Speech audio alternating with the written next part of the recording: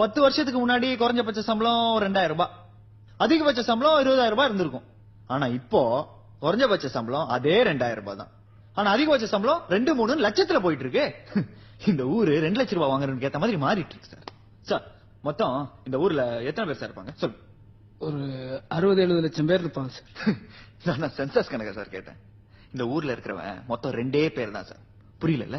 ஒருத்தர் ஸ்பென்சர் பிளாசாக்கு உள்ள இருக்கிறவன், ஒருத்தர் ஸ்பென்சர் பிளாசாக்கு வெளியே இருக்கிறவன், சத்தியம் தியேட்டருக்கு உள்ள இருக்கிறவன், சத்தியம் தியேட்டருக்கு வெளியே இருக்கிறவன், ஏடிஎம் சென்டருக்கு உள்ள இருக்கிறவன், ஏடிஎம் சென்டருக்கு வெளியே இருக்கிறவன் நம்ம ஆளு. சார் கிரெடிட் கார்டு வாங்கிட்டீங்களா சார்? டெபிட் கார்டு வாங்கிட்டீங்களா சார்? ஹோம் லோன் வாங்கிட்டீங்களா சார்? அது தூக்கி இதுல போட்டீங்களா சார்? இதை தூக்கி அதுல போட்டீங்களா சார்? சார் சார் சார் பத்தலன்னு சொல்ல சார், பசி கொடுமை பட்டினி சொல்ல சார், பிச்சை கேட்கல சார். ஆனா அந்த பணம் வாங்குறவனுக்கு பண்ற அலப்பறம் இருக்குல்ல சார், தாங்க முடியல சார்.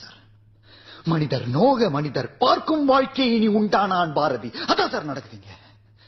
2 லட்சம் ரூபாய் வாங்குறானுங்க, 3 லட்சம் ரூபாய் வாங்குறானுங்க, காரை வாங்குறானுங்க, வீட வாங்குறானுங்க, ரேபன் கிளாஸ் போடுறானுங்க, ஷூஸ் போடுறானுங்க, சென்டப் போடுறானுங்க.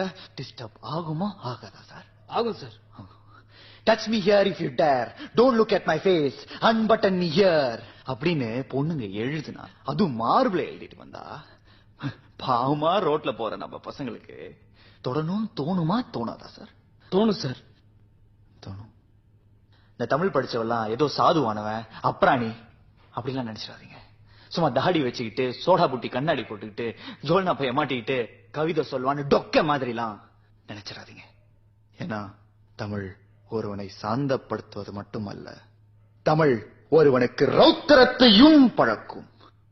பண்ண பழகலா பச்சை படுகொலை நான் பாரதிதாசன். நான் பண்ணிட்டேன். Yes, of course I did cold-blooded murders.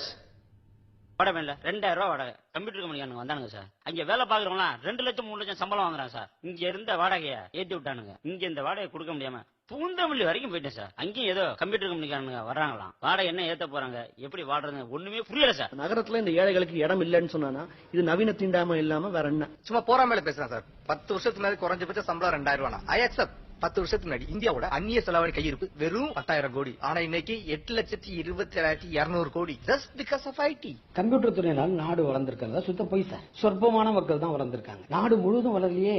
உடம்புல வளர்ச்சினா உடம்பு முழுதும் இருக்கணும். கால்ல மட்டும் வளர்ச்சி இருந்ததுன்னா அது வீக்கம், யானைக்கால், நோய். இது ஏன் டிஷர்ட் ஏன் இஷ்டம்? நான் என்ன எழுதுனா உங்களுக்கு என்ன? எழுதாட்டி பார்க்க மாட்டீங்களா?